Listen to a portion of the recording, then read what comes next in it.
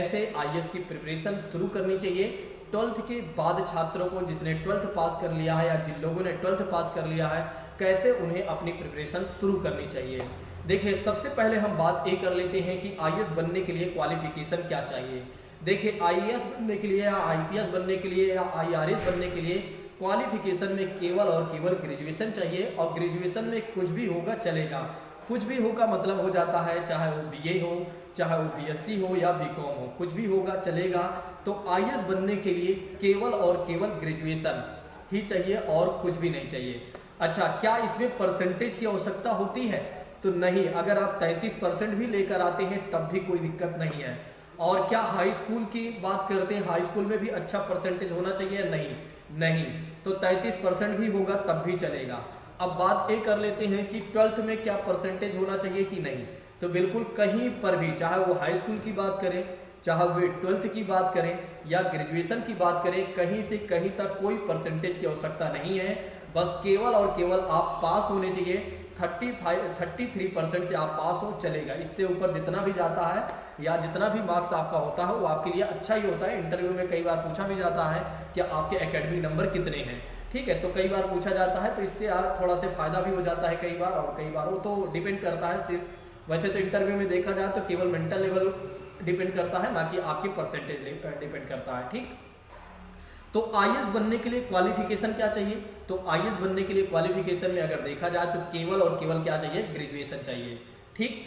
तो एक पहली बात हमने आपको समझा दिया। अब दूसरी बात करते हैं कि आईएएस बनने के लिए मतलब आईएएस में कितने एग्जाम होते हैं। कहने का मतलब ये है कि आईएएस के में कितने एग्जाम होते हैं और आईएएस की परीक्षा कौन सी संस्था आयोजित करवाती है। देखिए, आईएएस की परीक्षा और या आईपीएस की बात करते हैं, आईआरएस की बात करते हैं, उसकी परीक्षा यूपीएससी के द्वारा आयोजित करवाई जाती है। आईएएस की परीक्षा में अगर देखा जाए तो 3 चरण होते हैं। एक पहला चरण होता है प्रारंभिक परीक्षा, जिसे पीटी के नाम से जानते हैं या प्रीलिम्स के नाम से जानते हैं, और दूसरी परीक्षा होती है दोस्तों मेंस, जिसे मुख्य परीक्षा के नाम से जानते हैं, और तीसरी परीक्षा होती है इंटरव्यू, जो कि आप जानते हैं साक्षात्कार के नाम से जाना जाता है। अब हमने बता दिया कि आईएएस की तैयारी के लिए देखा जाए तो क्या होना चाहिए, क्वालिफिकेशन, और दूसरी बातें हमने आपको बता दिया कि आईएएस में कितने चरण होते हैं, यानी कि कौन कौन से कितने चरण में एग्जाम होते हैं। तो पहला प्रीलिम्स, दूसरा मेंस और तीसरा इंटरव्यू होता है, ठीक। बाकी प्रोसेस हम और भी बाद में जानेंगे कि प्रीलिम्स में कितने पेपर होते हैं, मेंस में कितने पेपर होते हैं और इंटरव्यू में कौन कौन से टॉपिक्स होते हैं, ये सारी बातें हम बाद में जानेंगे। अब बात ये कर लेते हैं कि हमें मतलब कैसे तैयारी शुरू करनी चाहिए, मतलब कहाँ से स्टार्टिंग करनी चाहिए। देखिए, सबसे पहले हमें क्या करना चाहिए, सिलेबस निकाल लेना चाहिए। वेबसाइट से जाकर सिलेबस निकाल लेना चाहिए, यानी कि आप क्या करें, सबसे पहले वेबसाइट पर जाएं यूपीएससी के, और वहां से अगर चाहें तो वहां से आप सिलेबस डाउनलोड कर सकते हैं, या सरकारीरिजल्ट.com पर जाएं, वहां से भी आपको आईएएस का सिलेबस मिल जाएगा। या अगर आप इंटरनेट गूगल पर भी आप डाल देते हैं कि मुझे आईएएस का सिलेबस चाहिए, ठीक है, या गूगल से भी बोल देते हैं आईएएस का सिलेबस चाहिए, तो मिल जाएगा आपको आईएएस का सिलेबस।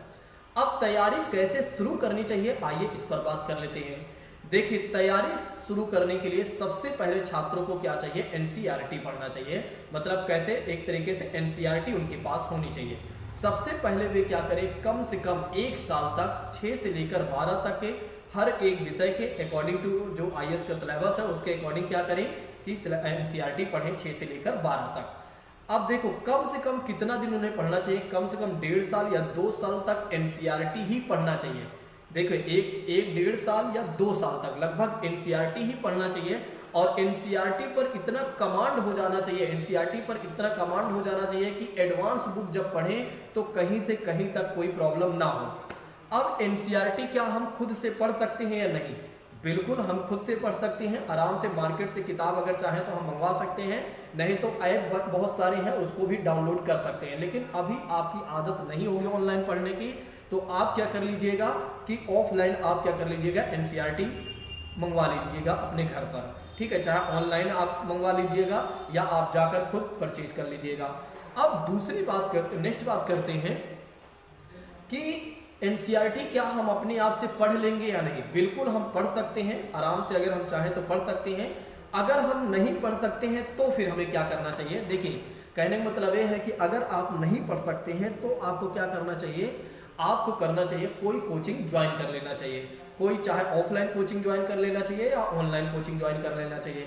अगर आप ज्वाइन करना चाहते हैं ऑफलाइन तो आ सकते हैं गाजियाबाद। अगर ऑनलाइन ज्वाइन करना चाहते हैं तो घर बैठे आप ज्वाइन कर सकते हैं, जहां पर आपकी एनसीईआरटी बहुत अच्छे तरीके से करवा दी जाएगी। ठीक है, आप हमसे जुड़ सकते हैं। एनसीईआरटी के हर एक विषय को बहुत बेहतर तरीके से करवा दिया जाएगा ऑनलाइन ही, और जिसके लिए आपको परचेज भी नहीं करना होगा, हमारे द्वारा पीडीएफ भी दी जाएंगी। ठीक है, तो कम से कम क्या करिए, 2 साल या 1 साल तक एनसीईआरटी अच्छे से कंप्लीट करिए, और एनसीईआरटी को इतना बेहतर कंप्लीट करिए कि आगे जब एडवांस बुक पढ़ना हो तो आपको कहीं से कहीं तक कोई प्रॉब्लम ना हो। ठीक है, उसके बाद आप क्या करिए, आराम से जब एनसीईआरटी आपकी कंप्लीट हो जाए 1 साल 2 साल में, उसके बाद आप कोई कोचिंग ज्वाइन कर लीजिए, जहां आपको ऑप्शनल भी पढ़ने मिल जाएगा और एडवांस बुक भी पढ़ने मिल जाएगा। या कहीं पर आप क्या करिए